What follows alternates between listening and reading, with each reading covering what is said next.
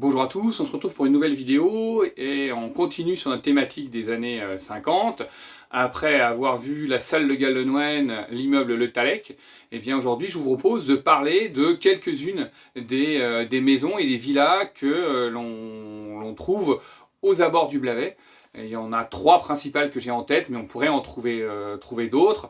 Elles sont souvent l'œuvre de nos architectes Jean Caillard, Charles Perrin et René Millot, qu'on retrouve un petit peu partout, que ce soit dans des bâtiments à caractère privé, mais également dans des bâtiments publics, comme ça peut être les écoles. René Millot, par exemple, va compléter l'école du centre, qui avait été construite par son père Charles. Donc c'est pour ça que vous avez un bâtiment des années 30, et puis sur l'arrière se déploie, notamment du côté de la maternelle, des éléments des années 50.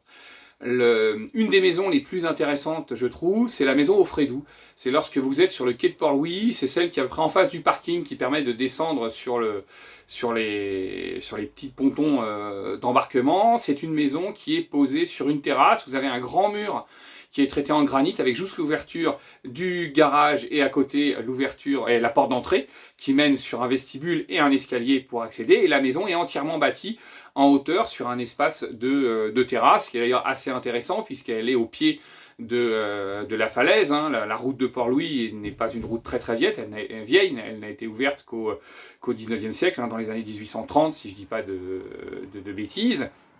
Et ce qui est amusant, je trouve, dans le traitement de cette façade en pierre, c'est qu'il évoque la falaise qui peut se trouver derrière, ou du moins la tranche de colline qui se trouve derrière, mais il peut également faire référence à l'enceinte qui se trouve de l'autre côté, quasiment en symétrie par rapport au pont Jeanne-Laflamme.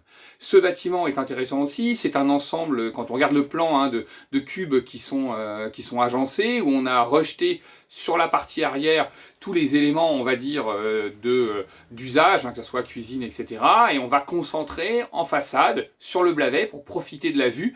Et bien sûr, cette espèce de terrasse, on a un bâtiment à toit plat, donc qui reste dans cette idée un peu, on avait déjà évoqué, d'architecture à la Corbusier, on va dire une influence assez lointaine. On a aussi quelque chose qui pourrait presque emprunter à l'esthétique paquebot, avec ce plan très très allongé, avec des petites fenêtres qui ponctuent juste un angle. De temps en temps, vous avez apparition d'éléments en granit qui peuvent faire penser à la pierre de taille, qui renvoient aussi au mur qui se trouve en dessous, et vous avez surtout une très grande porte-fenêtre qui ouvre sur la terrasse et qui ouvre dans le salon. Donc déjà on voit qu'on a dans le choix de construction de ces maisons un rapport avec l'extérieur et un rapport même avec le paysage qui est complètement différent de ce qui se fait avant. Lorsque vous êtes dans les maisons d'Hennebont, les maisons anciennes, on a souvent sa maison qui est en flanc de rue. Dès qu'on sort, on est sur le trottoir, ou alors on a une cour qui est une cour utilitaire et puis un jardin sur l'arrière, très souvent avec des hauts murs qui sont autour. Là, il y a une véritable volonté de s'ouvrir sur la vallée. Lors d'un échange avec l'actuelle propriétaire, elle me disait qu'elle aurait aimé, elle voulait que la maison soit terminée pour pouvoir bénéficier du feu d'artifice, puisque la maison a dû être terminée au tout début de l'été. Je ne sais plus le plan, je crois que c'est 1954, on faudrait vérifier les dates, mais je ne les ai pas exactement. Donc ça, c'est un élément intéressant.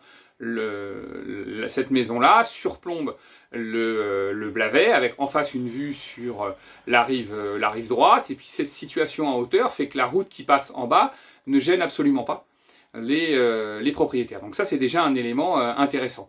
On a aussi, sur cette route de Port-Louis, un petit peu plus loin, une maison construite par Charles Perrin, qui est assez remarquable. Elle est accrochée à mi-pente. Donc là, c'est un exemple de ce qu'on peut arriver à faire avec des techniques de construction qui ont énormément progressé, où on peut se permettre d'aller accrocher sa maison comme ça à mi-pente, avec un très très grand balcon en courbe, et puis un escalier qui permet d'accéder à la maison, du niveau du sol.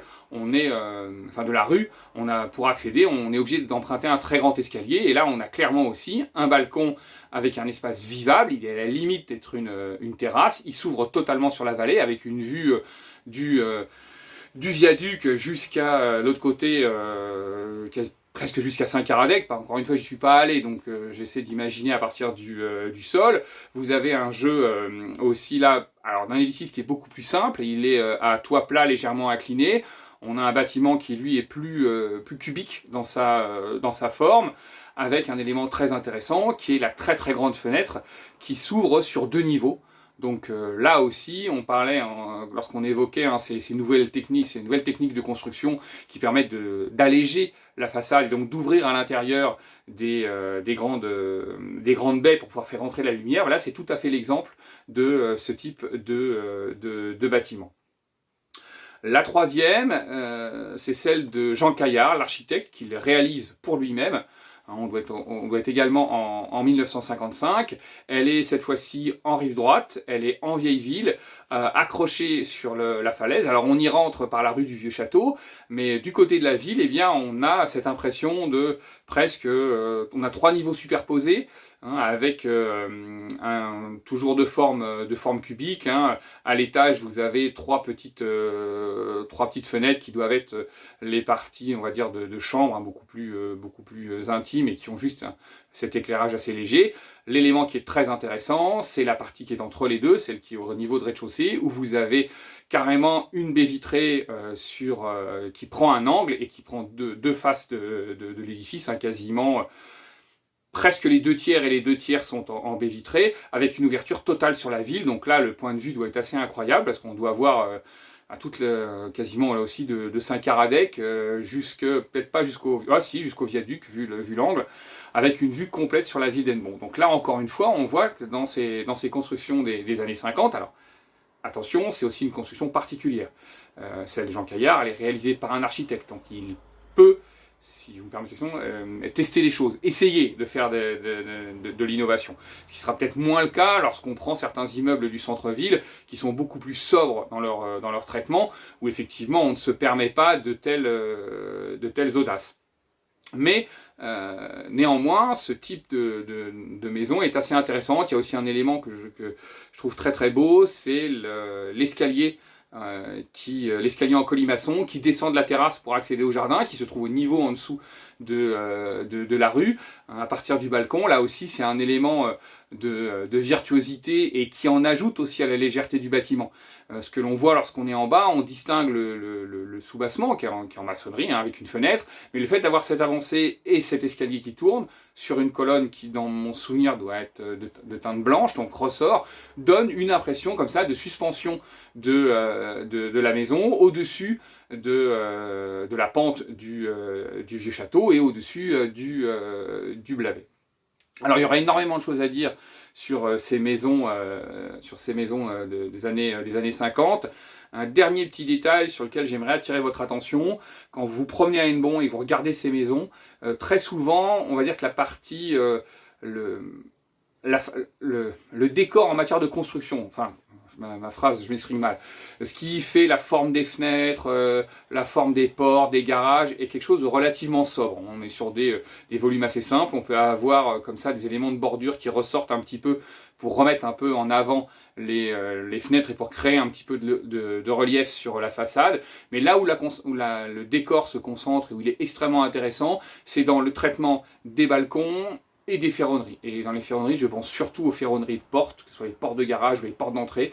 Quand vous promenez rue Nationale à Hennebont, il y a un immeuble que j'ai en tête, j'ai pas le numéro, qui a une magnifique porte des années 50 avec un système de très très grandes vitres et puis juste des petites... un petit élément de crayonnage en métal qui est absolument magnifique.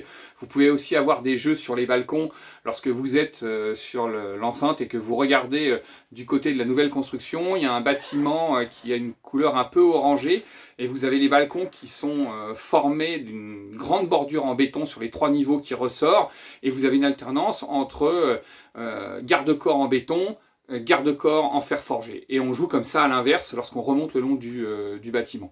Plus bas au-dessus de la pharmacie, vous aviez ce système-là aussi avec un jeu d'auvent qui forme une espèce de S, hein, avec un jeu de balcon. Alors là, malheureusement, les balcons qui étaient des balcons d'origine en fer forgé ont été transformés et changés par des balcons en alu et plastique un peu marron. Ça, c'est un petit peu dommage.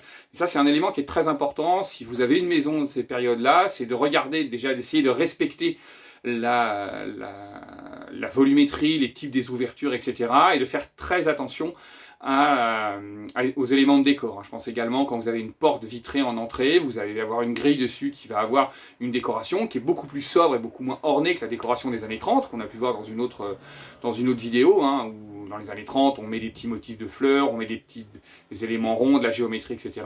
Là, dans les années 50, on a quelque chose de beaucoup plus simple, un treillage et ou une grille de métal. Il y a aussi quelque chose que j'aime beaucoup regarder, ce sont les poignées de porte.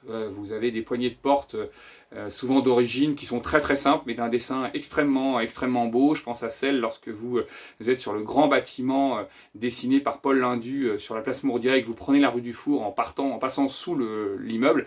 Là vous avez deux portes d'entrée. Il faut regarder les poignées de porte, elles sont absolument magnifiques. Donc voilà, comment dirais-je, pas petit cri d'alarme, mais petite annonce, veillez bien sur ces bâtiments-là à regarder ces éléments de décor. Je pense aussi sur Hennebont, on a beaucoup de garde-corps en ferronnerie de balcons des années 50 qui, aux premières apparences, ne sont pas forcément symétriques, ou alors on va avoir un jeu de décrochement, c'est au lieu d'avoir les grilles droites qui font le garde-corps, vous avez une forme un petit peu en pointe comme ça.